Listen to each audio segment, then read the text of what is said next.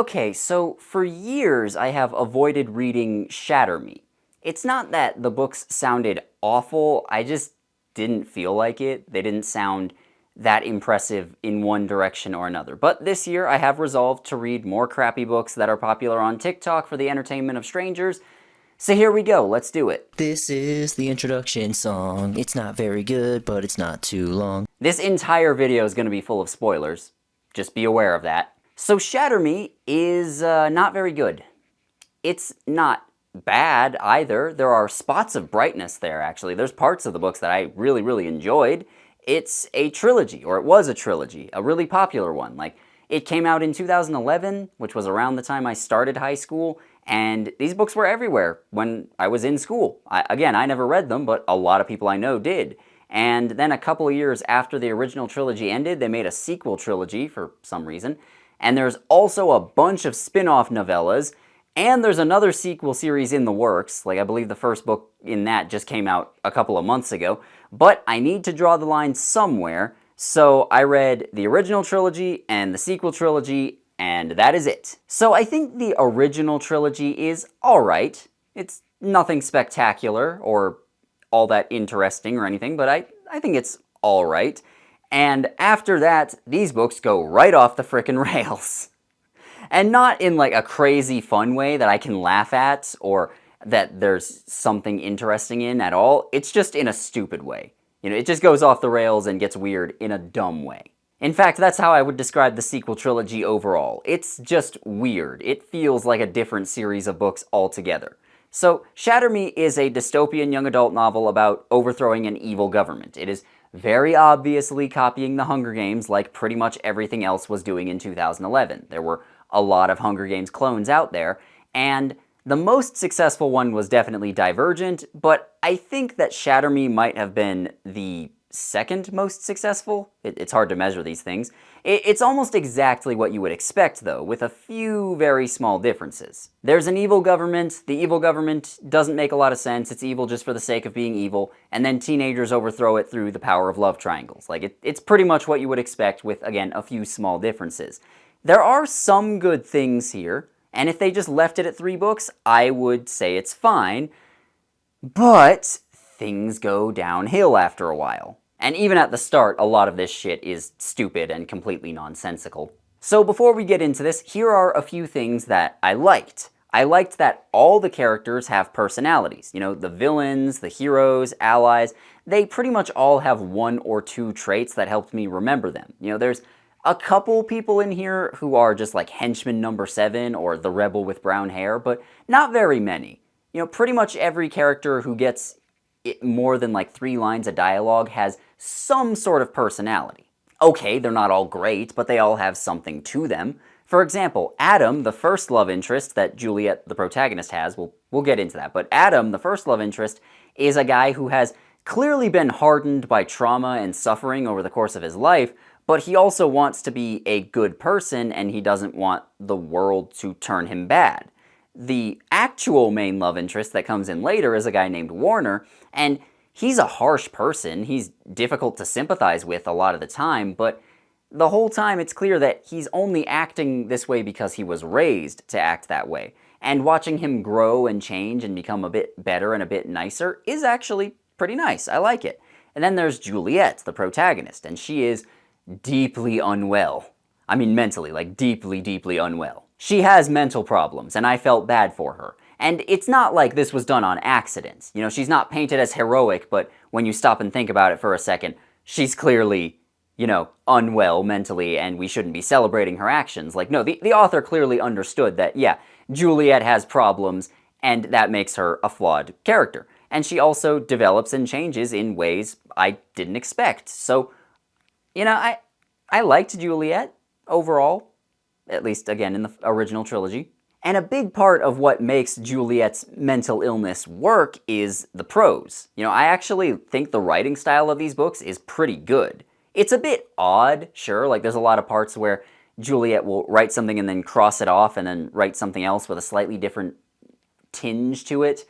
and it helps you get much more into her mindset and how she approaches things and how she views things. It works really well. I think it's cool. And it's a bit odd, but I would rather it be odd and give off personality than just be boring. You know, the narration alone gives Juliet more personality than the last couple of protagonists from crappy YA novels I've read combined. One thing that stood out about her was her touch starvation. Like, that came through very, very strongly. And I know a lot of people use touch starved to just mean horny, but it is a different thing. Juliet is lonely and disconnected from people, and not being able to touch anyone creates a very literal barrier between her and others. And sometimes the books are written from other characters' perspective, and when they use someone else's POV, it is narrated differently than how Juliet narrates. Now, it's still a little too similar in my opinion. It could use some work, but the fact that there was any effort there at all to make different characters sound different puts it head and shoulders ahead of other shitty YA novels. And I guess Zodiac Academy isn't really young adult, but I did just read that. That has two protagonists that we see things from their perspective, and they sound exactly alike. Like, they even do all the same crap throughout the series. So I don't know, it's great to read something else around the same time and have it be at least a little bit different. And while the books overall aren't great, there are a few moments, some scenes, both in the original and the sequel trilogy, that work pretty good. The final confrontation at the end of book 3 is great. I've sure some stuff there to make fun of, but overall, yeah, I thought it worked pretty well. Some of the romantic scenes were good. Not all of them, but some of them were good. And there's a weird shift where the story introduces superpowers, and that actually works pretty well, but that's about it for stuff I liked. You know, overall, these books, again, I think they're fine because the bad stuff and the good stuff balances each other out, but there's still a lot of bad stuff here. Like, the pacing is a mess. There is nothing happening for very long stretches of time, and then suddenly there will be a climax. There is way too much time that gets wasted on team drama while the war happens completely off screen. And I'll get more to that later, but the war stuff just happens off screen. It's very, very annoying and stupid. The world building is also terrible. It feels like there is nothing in this setting except for a couple of buildings where plot happens. Like, the whole story may as well take place in an empty void. Earlier I did say that pretty much all the characters have personality, and that's true, but that's not always a good thing. Like, they don't always have good personalities. They're often very, very whiny and annoying. And this applies to all of them. Everyone from Juliet down to henchman number 7. A lot of them, they're just fucking whiny and annoying. And I don't like reading about them. Like, I'll take that over being boring, usually, but that doesn't make it good. And while some interesting ideas get brought up, most of them remain woefully unutilized, especially in the sequel trilogy. Like, I wanted to see more of how the villains brainwash people and what sort of ideology they actually follow, and there's hints of something neat going on there, and it's touched upon a little bit, but they never really explore it. They never really dive into what it's like, so that's disappointing. And after the original trilogy, the heroes have to use the power of the evil government. It's called the Reestablishment. The heroes have to use the power of the Reestablishment to try and fix the world, and that's also a good idea, but it goes nowhere, and they do nothing with it.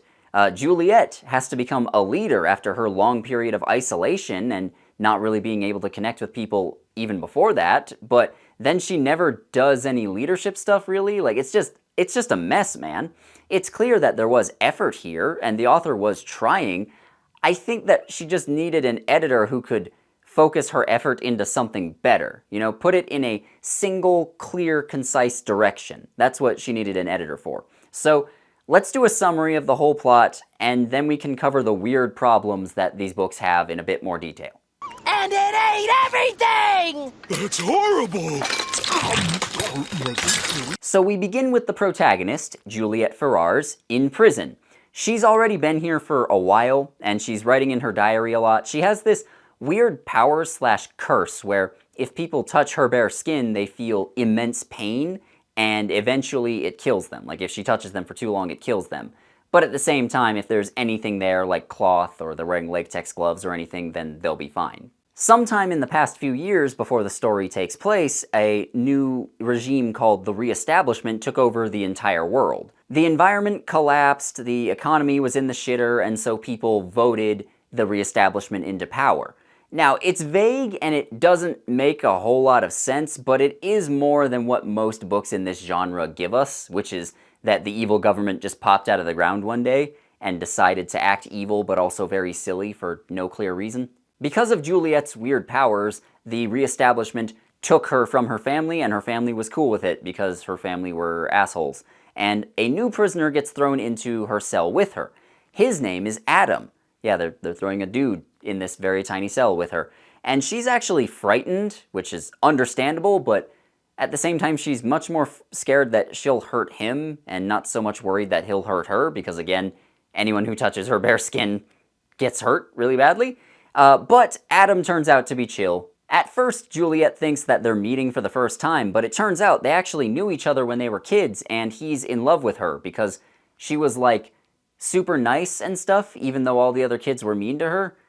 Like, yeah, Adam loves her entirely because of stuff that happened off-screen, so we're just getting justifications post-hoc, which maybe if there was an entire book written about that, it could work, but the fact that it's barely covered in this one just makes it feel weird and silly. However, Adam is not actually a prisoner, he is a soldier for the Reestablishment, and they send him to spy on her. But again, he's in love with her, so I guess it's fine. Anyways, the boss of this prison is a high-ranking member of the Reestablishment named Warner. He is 19 years old, and somehow he's in charge of all this. Okay. And he says that he wants to use Juliet to interrogate prisoners. Like, he wants to use her to torture people so that they can get information out of them, which is stupid because there's a lot of much easier ways to torture people, but okay. They test out her powers a bit, and the first action scene in the entire book is Juliet saving a child while avoiding touching him, and after hurting him with her touch, she gets mad, and she also gets really strong and smashes a concrete wall with her bare hands. Somehow she never found out that she could do this before. That's weird. And a little while after this, the book is about halfway over, so it's time to escape. And because Adam is a man, he's the one who plans and executes everything while Juliet just tags along. I'm not joking, she does very little throughout the whole escape sequence. And also, their getaway vehicle is a tank. The tank is surprisingly fast, surprisingly swift, and stealthy. The engine has quieted to a soothing hum, and I wonder if that's why they switched their tanks from gas to electric. I don't think that's how tanks work. So all the Reestablishment soldiers, including Adam, have trackers implanted in them. And it's actually a serum that is injected into their bloodstream. Okay, sure, we'll just go with that. But they get rid of it pretty quickly, so there's not much purpose to it. Which is weird because basically this exact same plot point happened in the Critical Drinker's shitty spy novel. Like, they introduce a tracker and then immediately get rid of it, so there was no point to it being there. So they run for a while, and they hide out with Adam's younger brother, whose name is James, unfortunately, and eventually they reach a rebel stronghold. Did I mention that there are rebels? Because there are rebels. The author barely says anything about them, but given the type of story this is, we don't need things like foreshadowing and world building. You can just sort of assume that rebels will be there. The base that the rebels hang out at is called Omega Point. It's kind of an odd name. And it's led by a man named Castle. And it turns out that the rebellion is actually based around people with superpowers. Juliet isn't alone. And it's implied at this point that the Reestablishment is gathering up people with powers because they view them as a threat and they want to either control them or get rid of them. But then in the sequel trilogy, they go in a completely different direction with it, so I'm not sure. I don't know, it gets dumb. Also, Adam is immune to Juliet's powers, so he can touch her without getting hurt, and that means they can kiss and stuff, and that's the end of book 1, Shatter Me. You know, not a lot happens in the first book, it's mostly just Juliet having a mental breakdown. It's not a bad book, it's just kind of okay. But I do think that having one book that's very focused inward is fine, because Juliet is an interesting character with a lot of internal conflict, so having it be focused on that is fine. However, the sequels are all still very focused on Juliet, and as a result, the world and the conflict feel very small. So now we move on to book 2, which is called Unravel Me, We start with Juliet still having a mental breakdown, but now she's stuck in the hidden rebel base instead of being stuck in prison. I bite back a shiver as the blood rushes up to blush my cheeks, and for a moment, just for this moment, I drop my bones and allow him to hold me together. What the hell did you just say? So Juliet and Adam are in love, but also arguing because, reasons? We need to have some sort of drama here? Okay, can that dog seriously not stop barking? There's another guy in the rebellion whose name is Kenji, and he can turn invisible. And like I said, all the characters have some personality. Kenji is a nice enough guy, he jokes around sometimes, he helps when needed. Not super deep, but he's the friend character for the main character, and honestly, the fact that there's anything to him at all is kinda nice. Kenji takes a moment to tell Juliet off because she's focusing on her love life instead of more important things, which honestly feels like meta commentary on the book itself. Not even just the book, this entire fucking genre. It feels like meta commentary.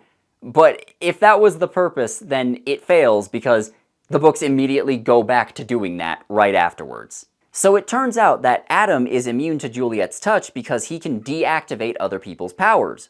What a coincidence! Juliet just so happens to fall in love with the one guy that she can actually touch and kiss. He can't actually control it though. It only happens when he feels in danger, and he can also run out of energy and become vulnerable, and if that ever happens, then she will hurt him when she touches him. That means that she's sad because she's still a monster. Her boyfriend wasn't destined to be with her, or something. This is the gripping drama that we came for. Who cares about the global fascist regime that's disappearing protesters? Who cares? Who cares about that? So there's this thing that gets introduced called Reestablishment Registration Cards, or RR cards, and everyone carries one. It's their identification, but it's also their debit card. There's a whole long explanation about how their wages all get transferred to RR cards and how they have to carry them around all the time or they risk being arrested, and it honestly makes sense, but number one, it feels very out of place because this is the one time the books actually bother explaining an aspect of the world, and this is what they focus on, and also, the RR cards never come back. Like, you'd think they would be, like, important in some way to what the rebels are doing, but they're not. They never come back. So do you remember Warner, the 19-year-old high-ranking military official from Book 1? Well, his dad is actually a Supreme Commander of the Reestablishment, and in the Reestablishment there are 6 Supreme Commanders, one for every continent except Antarctica. And Warner's dad, his name is Anderson, is the Supreme of North America. There are also 3 capitals that the Reestablishment uses and operates from, but no one knows where they are. That doesn't make sense. So Warner leaves the Reestablishment and decides that he wants to join the rebels at Omega Point, and they trust him because Juliet meets Anderson at this old house, and it's a trap, obviously, and she manages to escape, but while she's escaping, she shoots Anderson in the legs. She doesn't kill him because Warner's first name is actually Aaron, and that's a big reveal, I guess. Like, he's still called Warner most of the time, and I don't know, Aaron's not an unusual name. I have an older brother named Aaron. It's just a name, guys. I don't know why this is treated like a big plot moment or something. Anyways, it turns out that Anderson is Warner's dad, but he's also Adam's dad. Like, the two of them have different moms. They're half-brothers. You see, the Supreme Commander, Anderson, has never showed his face in public, so most people don't know what he looks like, and I think it's hinted at that most people don't know his identity at all. So Adam, even though he did know his dad, he had no idea his dad was important, and he also thought that he died years ago. That's a stretch. That is a stretch, but sure, we'll go with it. And basically, Anderson had a secret affair with Adam and James's mom, and he was an alcoholic who beat them a lot, and I'm not sure how he was able to lead this double life without anyone knowing, but who cares? We need an action scene. So there's a really big battle between the rebels and some Reestablishment soldiers where everyone is just kinda out in the open. Like, we got about 500 soldiers with weapons versus 50 rebels with powers, and The rebels' powers are very stupid and weak sounding. I think the best way to illustrate that is there is a long description of a woman who is up in a tree and she's just throwing knives and arrows at the soldiers, and they don't just immediately shoot her. I'm not sure why that was okay, sure. And also Castle is using telekinesis to throw debris and stuff at them, and everyone else is, again, they're just standing out in the open, shooting bullets and powers back at each other.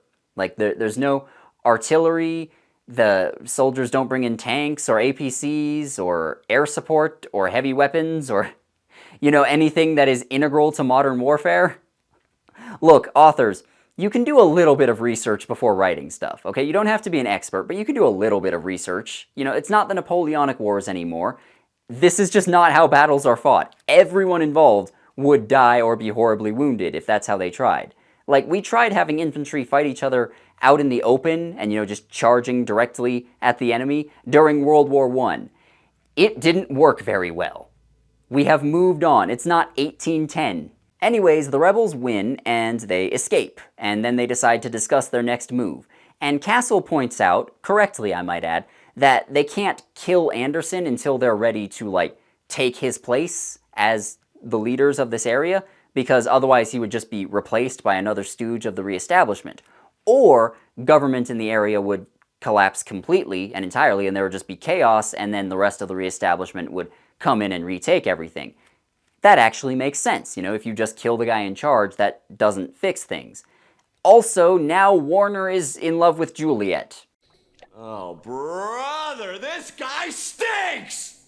Sure, yeah, we need a love triangle. Why not? And because of this, Castle wants Juliet to interrogate Warner, despite having no fucking idea what she's doing.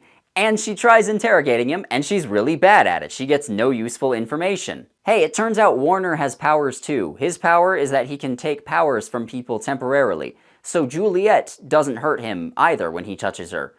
And he, touches her and absorbs her power temporarily and nearly kills Kenji with it by accident, but he turns out okay.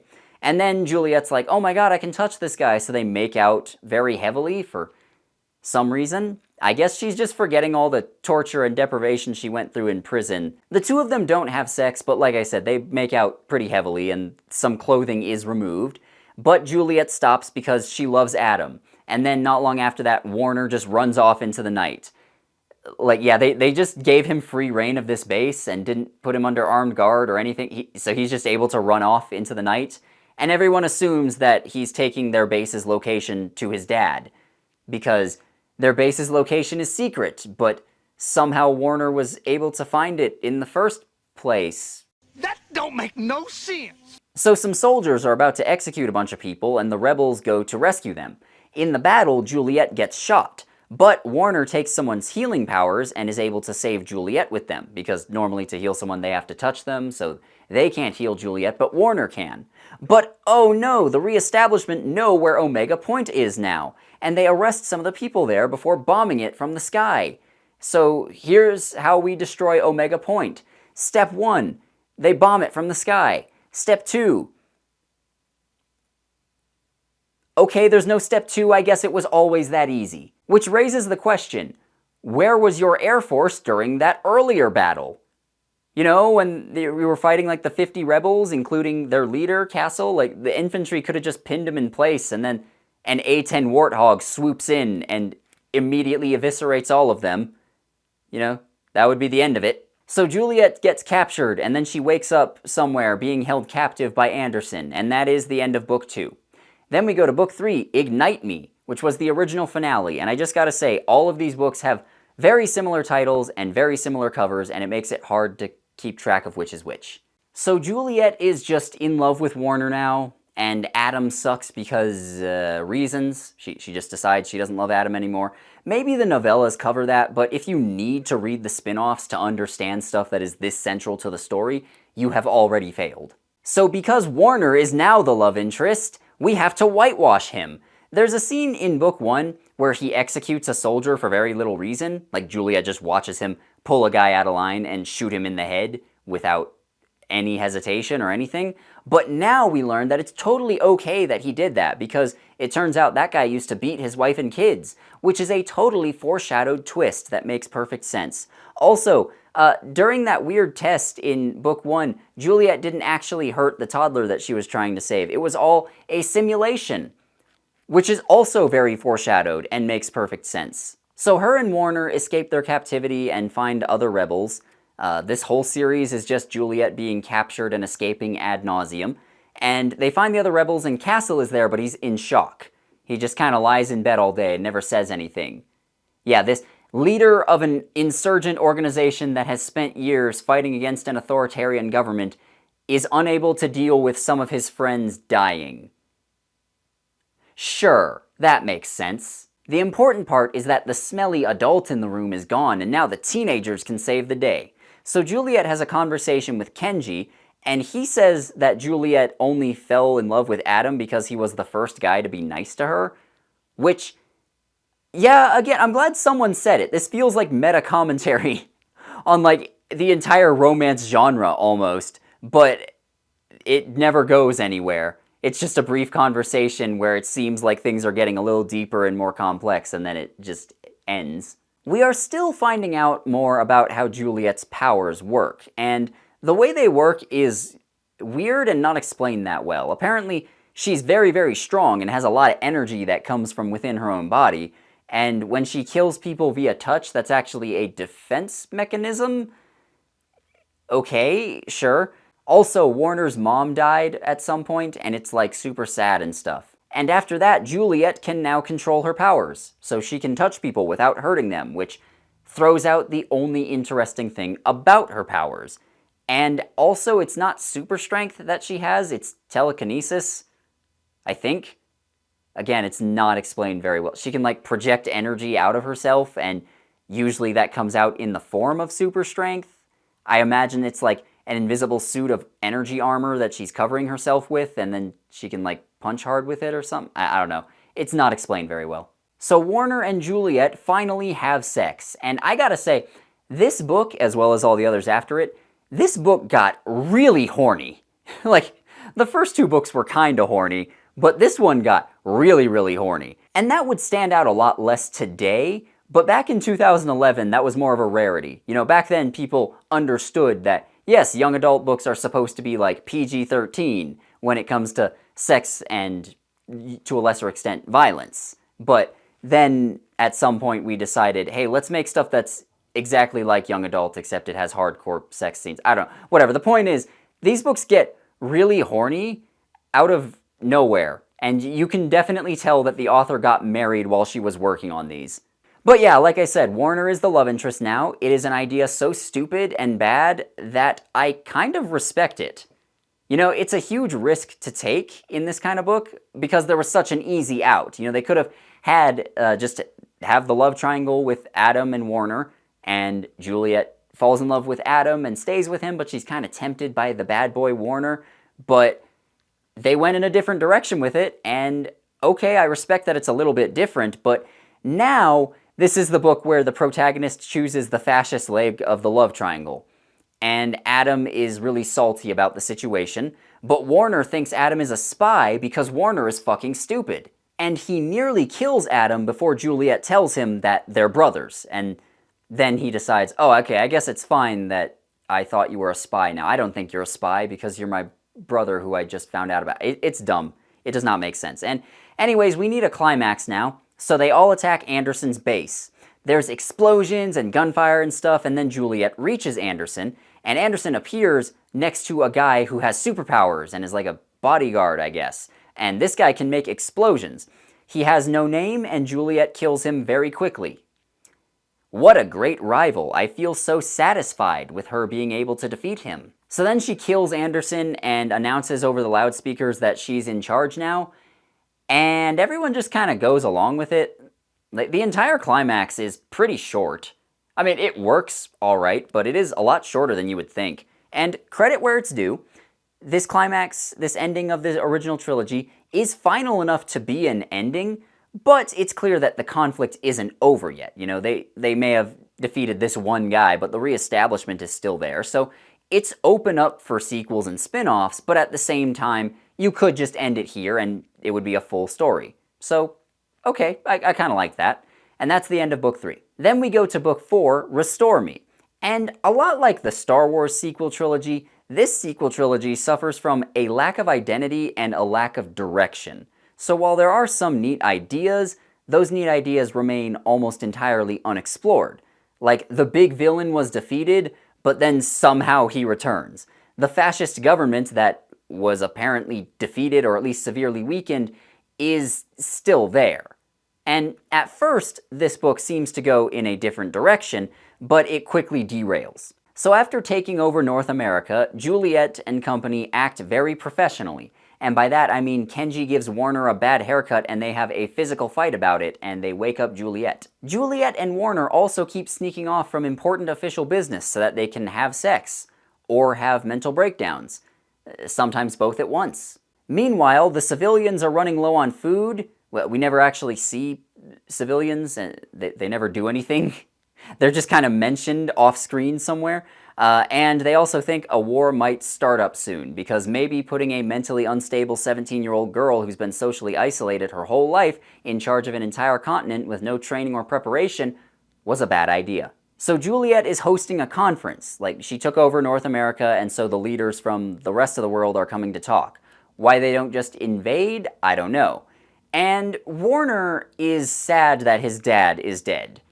And that's actually the most interesting part of this book, and to a lesser extent the rest of the sequel trilogy, but mostly just this book, because Warner, yeah, he's sad his dad is dead, but at the same time, it's very hard to mourn an abusive parental figure, because he has good memories of his dad, he also has very, very horrible memories of his dad, and they don't cancel each other out, they mix together in complex ways which are hard to explain out loud, and that leads to really weird feelings. Juliet is just overwhelmed by the amount of work she needs to do. She mentions that she has to read over 500 reports every day, which sounds like she should, delegate some minor tasks. Like, that's how governments work.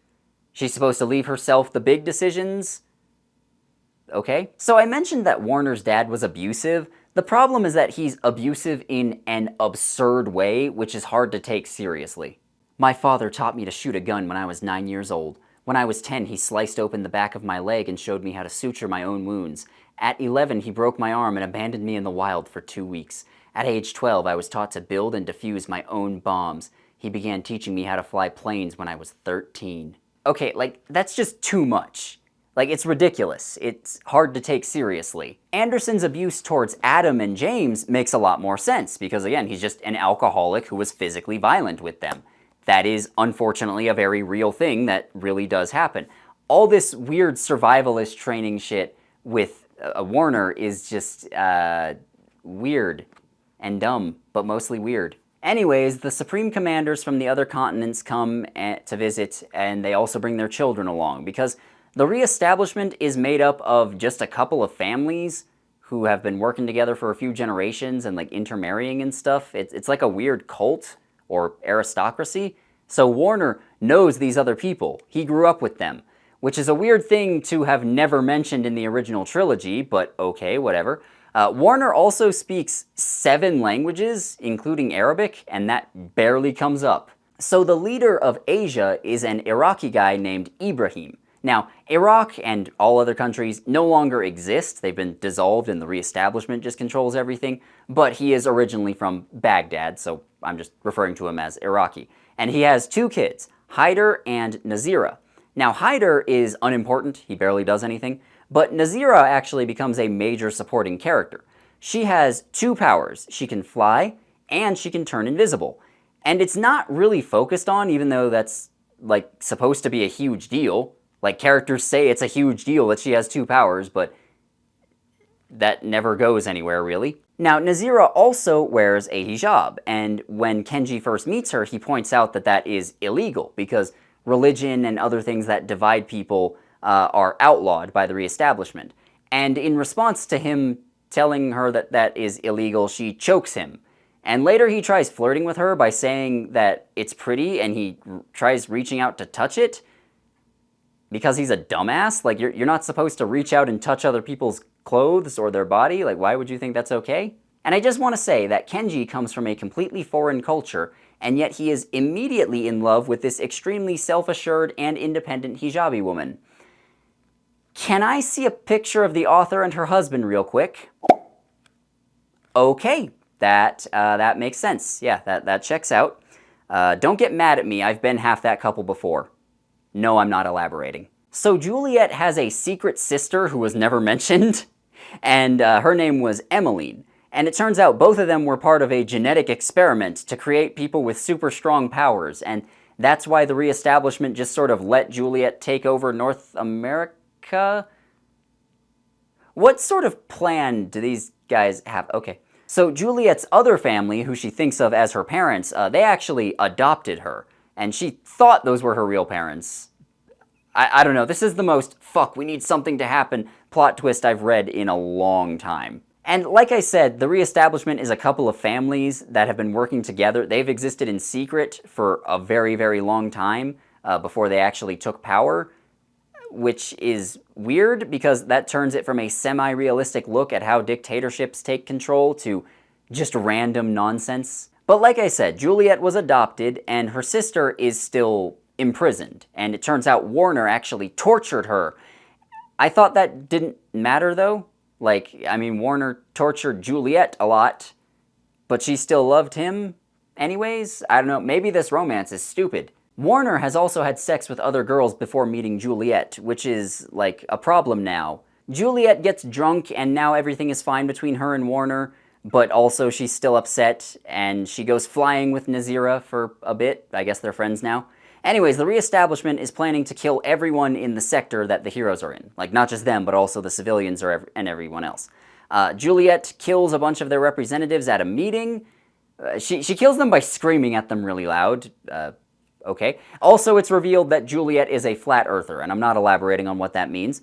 So she does that, and then she gets captured by the supreme leader of Oceania, who is her biological mom. And apparently Juliet's real name is also Ella. Or her original name might be a better word for that. And so they take her and Warner back to New Zealand because she's been a Kiwi all along. There's not actually a climax to this book, and that's the end of book 4. And I just want to take a second to say that this was my 1000th book on Goodreads. Kind of unfortunate. So now we go to book 5, Defy Me. And in this one, Kenji is basically the protagonist. In fact, the last book, Kenji is also basically the protagonist, despite not doing a whole lot. So Juliet has been kidnapped, along with Warner, and everyone thinks of how to save her. And also Nazira is on the good guy side now, because...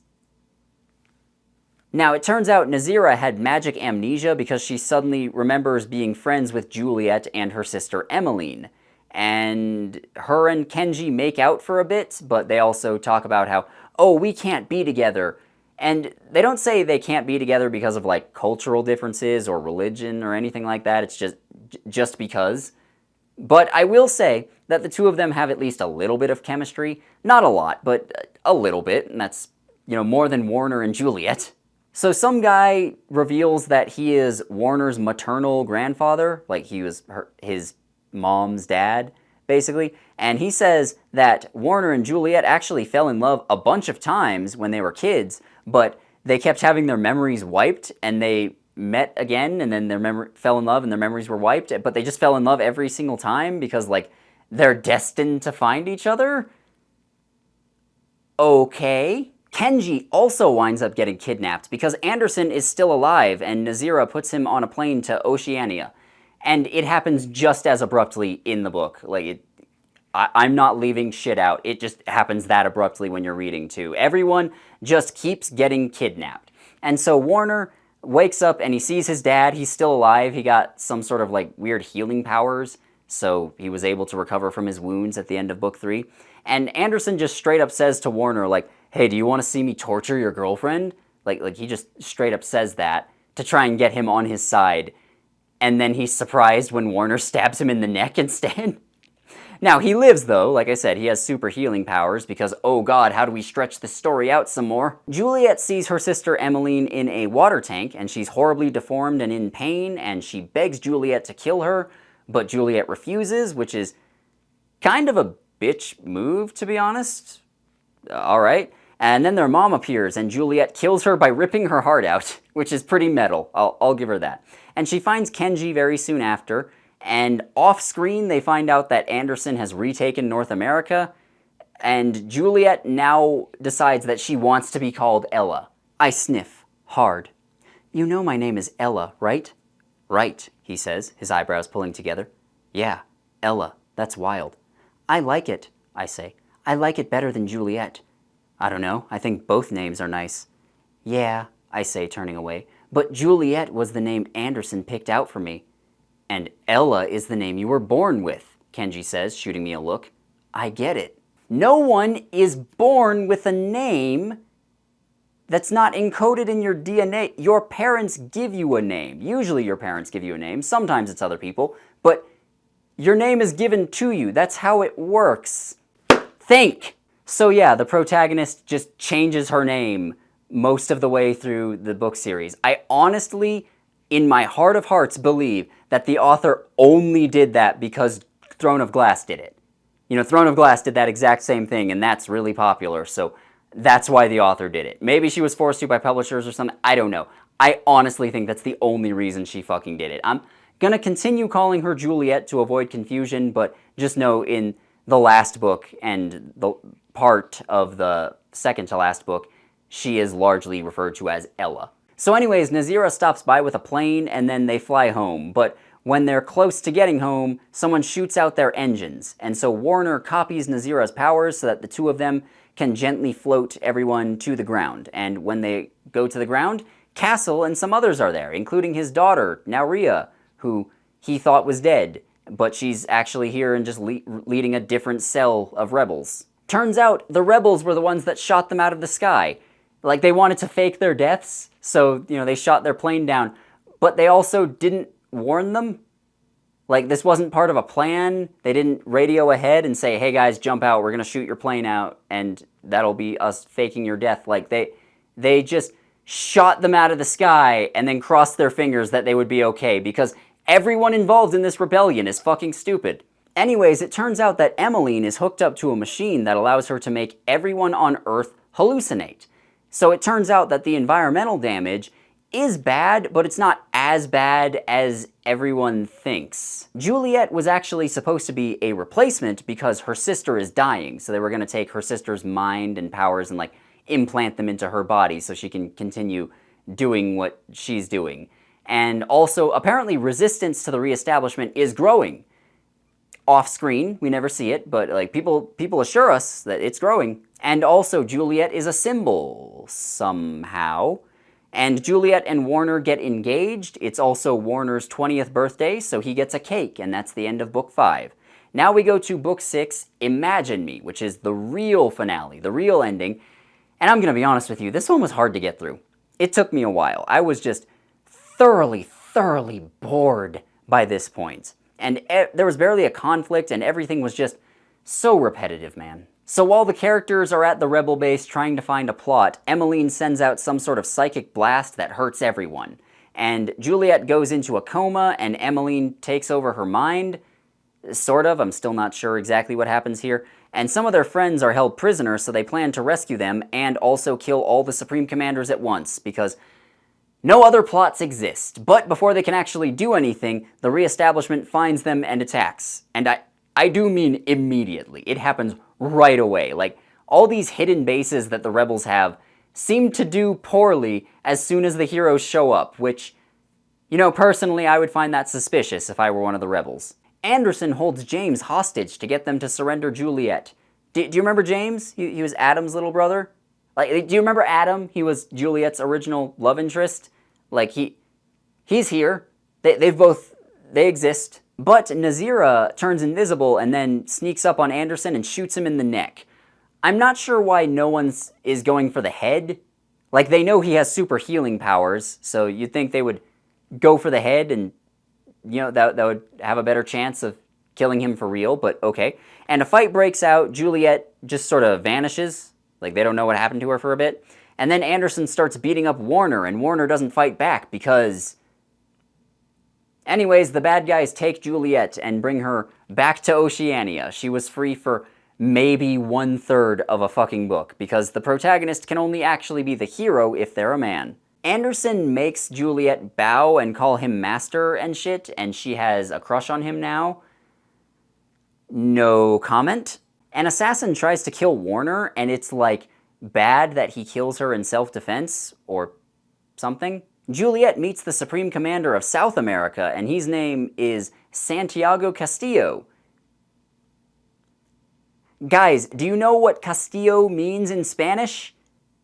We already have a guy named Castle. This is some Luigi and Waluigi shit. What are we doing? Anyways, it turns out that the assassin who tried to kill Warner is actually one of the rebels, and she just didn't trust him because he's the son of a Supreme Commander, which honestly makes sense. Like, not just that he's the son of a Supreme Commander, but some of his actions are straight up suspicious. Again, he keeps going to these hidden bases and then they get attacked. The books don't actually explore the idea that Warner would have trouble getting people to trust him, though. It just sort of pops up for a little bit here and then goes away.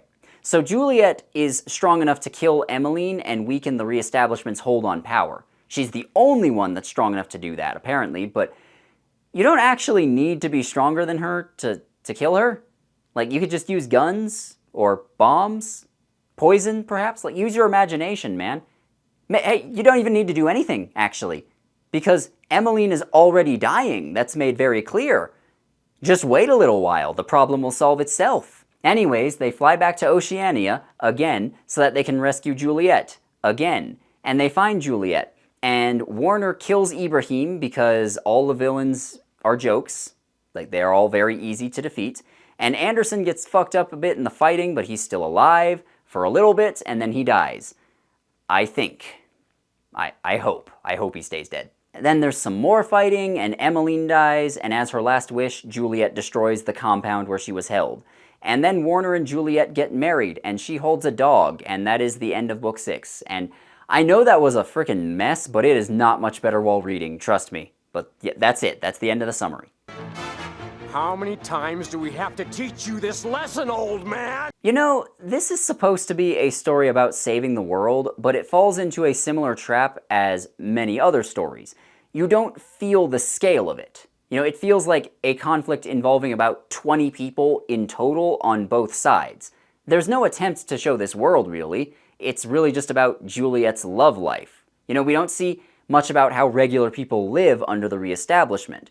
We don't see how or why regular people join the Reestablishment and continue to support it, even after it becomes clear that, okay, these guys aren't actually helping to solve anything, and they're a really unpleasant dictatorship to live under. We have no sense of what this world is like. You know, what are the heroes fighting for? What is good about this world that they want to preserve or bring back? You know, we don't see very many large battles either. There's never a point where the heroes really do anything related to wars. You know, they never try to cut off enemy supplies or undermine their morale or restrict their movements. Like, all they ever do that seems like something you would do in a war is try to kill the leaders of the Reestablishment, which can work if that's part of your strategy, but that's not going to end a war. And it also just doesn't work very well here due to repetition. Like, it doesn't feel like a war, it feels like a small group fighting in an empty void. Imagine if in Star Wars, the only representatives of the Empire were Darth Vader and Emperor Palpatine. You know, there were no other soldiers, no other officers or politicians or anything. It was just those two. And both of them were there all the time. Like, they weren't hiding in the shadows. They would pop up and have conversations with the heroes and then have a brief fight, and the heroes would escape. And then they would pop up again later and pop up again later. Like, that's basically what Anderson and the other leaders of the Reestablishment feel like. So while we're supposed to feel the weight of the heroes trying to save the world, we just don't. And then you compare that to a better book series, like The Lost Regiment, which is also about saving the world. If you haven't read those books, first of all, go watch my video on them, but that's a story about a planet-wide slave rebellion, and it's fucking awesome. It's a different genre, sure, but it is still about saving the world, and you feel the scale of it. We see things from a lot of different characters' perspectives. We see battles involving tens of thousands of combatants on both sides. We see multiple cities and countries and cultures. We see this society fracture and pull itself back together. We see huge areas that get completely destroyed by the fighting. Like, it feels like a war. And on top of that, the antagonists actually change several times, because killing the guy in charge doesn't change the social and material conditions that led to the war in the first place. The heroes even take advantage of the fact that killing the guy in charge won't change anything in some interesting ways that I'm not going to spoil. Shatter Me doesn't have anything like that, though. It's nothing but a series of people being kidnapped and then escaping / being rescued. It doesn't feel like an epic conflict because it isn't. It all revolves around Juliet. And at first that was fine, but there really needed to be something else to show us that there was more to it. Red Queen. That's not a very good book series, but main character girl in those books is involved in, bigger things. She's involved in diplomacy with monarchs, she travels to other countries, she fights in battles that destroy entire cities. Like, she's a small part of a much larger conflict. Juliet, on the other hand, just sort of punches the same guy over and over again. And sure, you can make a story about that, but you can't make a save the world story about that. And maybe it would be silly to complain about the lack of actual tactics and military strategy here. Hold on, I dropped the knife. And maybe it would be silly to complain about the lack of actual military tactics and strategy here, because that's not the sort of book series that this is. So, I'm not going to complain about that too much. Yes, the author doesn't seem to understand how wars work, she doesn't seem to understand how battles work, she doesn't seem to understand things like air support and other issues, but that's honestly not a huge problem. The problem is that she wanted to write about a war and then she didn't, but then she still pretended that a war was going on. She still pretended that's what was happening here. He's saying hello to you.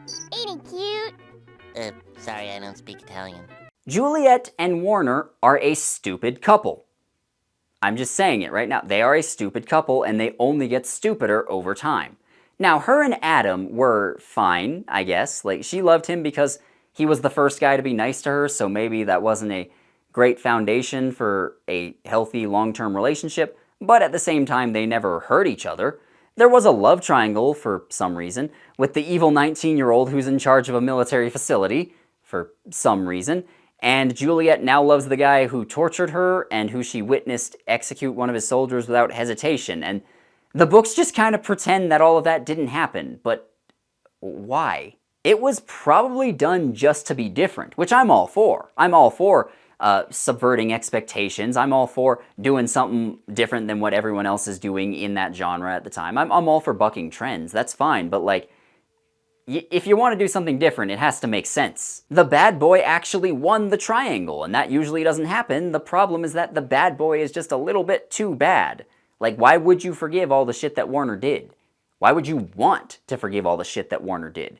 So there's a weird twist about how they keep falling in love after their memories are wiped, and I want to know what that means. Why do they fall in love? Is there some sort of magical pull between them? Who cares? They just fall in love because. And again, it's a ballsy move. It's ballsy. I appreciate the author going there, but at the same time, it didn't work. Maybe if the books acknowledged that Warner and Juliet are both deeply damaged people who have a toxic, codependent relationship, it could have been better. Maybe? I don't know. It's just such an odd relationship in general on every single level. It's just weird. It's hard to even go deeper than that because there's just not much there. They're both traumatized people, and that's it. The other major romance here is Kenji and Nazira, and I thought their relationship was fine. It's nothing special, but it worked. It's better than the main relationship. The big problem is that it doesn't have any emotional climax. The moment where the two love interests decide, oh, it doesn't matter if we're from different worlds, I love you and we're gonna make this work, or, something like that. There's no moment where Nazira stops being evil because she loves Kenji, or anything like that. She was already on their side. Kenji doesn't really learn anything from her or change because of her. They just hit it off, and I think they're dating now. She tells them that they can't be together, but then they're kind of a thing afterwards. Would it really have been that hard to include another scene with them that wraps everything up, or at least clarifies the status of their situationship? Apparently that would have been too hard. And again, I wish I had more to say, because the romance is a really big part of these books, and yet there is so little there. Hey, Patrick, what am I now? stupid? No, I'm Texas! When the Reestablishment is first introduced, it's portrayed as a global fascist movement. You know, it arose in times of difficulty, the environment was collapsing, the world was falling apart, people were searching for a savior. And fascists are pretty good at pretending to be the only ones who can solve problems. They very, very quickly turn into a generic, faceless group of evil baddies, though, which is a shame. You know, soldiers don't just pop out of the ground one day, they all become convinced or coerced into fighting for this new government. So how exactly did that happen with the Reestablishment? There is a little bit of talk about how the Reestablishment formed. They don't go into a lot of detail about it, but like the general idea is there. You know, don't vote for an evil government who promises easy solutions to complex questions. Like, that is a very easy and simple moral. I'm okay with them including that in this book series. However, that's really only in the original trilogy. The sequel trilogy completely flips that on its head, because the environment isn't that bad, actually. The Reestablishment just fooled everyone because they're a weird cult with advanced technology and mind powers. But why? So they went from a semi-realistic portrayal of fascist political movements to a weird cult/secret society, like the Illuminati or something. And I think either one of those is fine. You could write a story about either one of those. It's just weird to shift gears because it completely changes the vibes and the themes of the story. Like everything the first 3 books said about the Reestablishment and how it came to power and, you know, what the subtext was, that all went out the window. It goes from being about how societal problems can compound and ruin everything we love to being about how supervillains are dangerous and we need superheroes to save us. Like it's just a completely different story at that point. It's a completely different story with the same characters, but it's still a completely different story. You know, in the original trilogy, Juliet was locked up because of her powers. People said she was unpredictable and dangerous, and then she learned to control them, and she used them to save the world, sort of. Like, the point is, she was able to reach her true potential, in the original trilogy, when she was in an environment that fostered her talents instead of one that tried to suppress her talents. There is some commentary there. It's not super deep, but like, you know, the books were actually saying something. But wait, she's also a genetic experiment, and her sister is also a genetic experiment, and she's hypnotizing the world. So I guess the moral of the story is that evil scientists creating demigods is bad. What am I supposed to do with that? Like, man, the original trilogy, you had something to work with. It wasn't amazing, it had some rough edges, but you were making actual points about the world, and then you just threw all that away. On the count of 3, we'll jump out and surprise him. Oh boy, a surprise party! Is it his birthday? It is possible to have too much of a good thing, and it's definitely possible to have too much of something that was only ever fine. You know, Shatter Me could have been a perfectly serviceable trilogy. There is not enough here for 6 books, though. There's just not. Hell, the plot was really thin after 3 books. Like, maybe if these books had bothered doing some world building or had more variety in the events rather than just kidnapping, there would be potential for more stuff. Like, there'd be potential for more interesting stuff and more books, but the only way the sequels could have been good is if they focused on other characters and modified the conflicts. Maybe Juliet is busy trying to stabilize things in North America while Kenji and Warner go off to fight people. I mean, they get way more focus than her in the last trilogy anyways, so might as well just lean into it. And that way, Juliet would be doing something other than just being kidnapped. Like, the Reestablishment is still around. That's very clear at the end of the original trilogy. They're still around. So spending more time fighting them is fine. And Juliet learning to be a leader would be great. You know, she would realize that she can't bludgeon through every obstacle and she has to learn to compromise on some things. Like, I would love to read a book series about that. I mean, hell, basically half of the old Star Wars expanded universe was basically about that. Because, yeah, they defeated Emperor Palpatine and the Empire was not completely gone. It was still there, kind of. It was weakened, but trying to rebuild the Republic while fighting off Imperial remnants, like, that was really hard to do. And there was some interesting stories that came out of that. But in Shatter Me, the author refused to expand anything or explore what she already had in more depth, so the books are left with no choice but to get weird and stupid. The twists surrounding Juliet's parents and sister are just weird. They feel like something from a superhero comic book, and comic books can be fun, but they're really stupid. Partially because they never end, so writers just have to keep throwing stuff in there. I don't know, tonally, the sequel trilogy in Shatter Me is just completely different than the original trilogy. It honestly feels like a different series of books altogether, which is what happens when you don't let a story end naturally. The writers run out of ideas that fit the characters and fit the setting, and so shit goes off the rails. What else is there to even say, man? Just let it end. Hey, if we're underwater, how could there be a... So what is Shatter Me? It barely feels like anything, to be honest. Like, it's a genuine attempt, but a genuine attempt at what?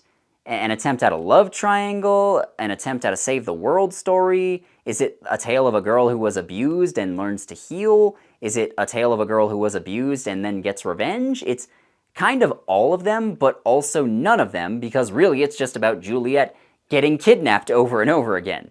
Juliet is the center of the conflict and the key to saving the world, yet she also barely does anything herself.